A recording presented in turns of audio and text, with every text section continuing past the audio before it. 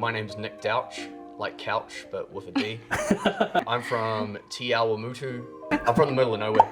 I had no real neighbors growing up, just my grandma. My oldest brother played drums, and he was in like a rock and roll band in like the early 90s in Hamilton, so I thought he was pretty cool. But then what got me into playing drums was I saw a band, Crowded House, Kiwi Australian band, I'll call them a Kiwi band, but they did a big farewell to the world concert at Sydney Opera House. Oh, yeah.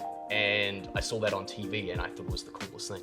And my mum said that she went to school with the singer, which is Neil Finn. But it turns out she did go to school and it was at the same school that I was going to. Right. So all of a sudden, like my hero it felt like he was a bit closer to home. My brother taped it on a VHS, so it was on TV3. Yeah. And I learnt drums to that on pillows. Oh, that's cool. And then after like a year, I got a drum kit. And so I was just totally self-taught because there was no drum teacher. Mm-hmm. There was no Eliette's Music Academy.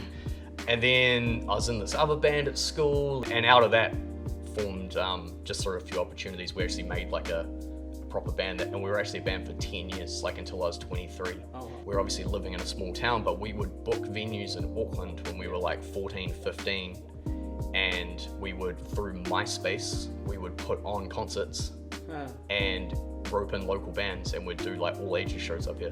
Oh, that's cool. We've over doubled in age, but we're still playing in bands and playing together. But I think that was, the small town thing was like that real DIY factor of like, you can't just get asked to play a show, you kind of have to do it. Yeah. And there's only 2 pubs in Te Awamutu you can play at, so we just started coming to Auckland. And then I went to Wintec in Hamilton and studied there for 4 years. And then after that I moved to Auckland. I thought, I'm not going to be in a band, I'm just going to work in the music industry. And so I was doing heaps of stuff. I was doing merch at shows, I was touring as a tech, I was working at a music magazine called Groove Guide and Rip It Up, Right, which is pretty legendary spot to work. And then I got a call from an Irishman asking if I wanted to audition for his band, which was this band Ekko Park, which I really liked. But it turns out JP ran music lessons in schools and needed a drum teacher. And so I was like, I'll do it.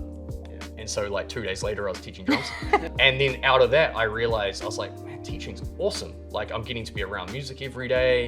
It was a real consistent thing for me, which was great at that time. I would have been like 24 probably. Yeah. I was also working at the YMCA with their youth development program, running events, which was on the North Shore. And then I saw Eliette advertise for a drum teacher, which was 10 minutes up the road. And I thought, and it was for 2 hours work. Yeah. And I thought, I'll go do that. Yeah. If I get the job, that'd be great, because it's like kind of on my way home. And so I went up and had an interview in the tiny little Eliette's Music Academy with Eliette and her dad. Yeah. And then, I started teaching drums.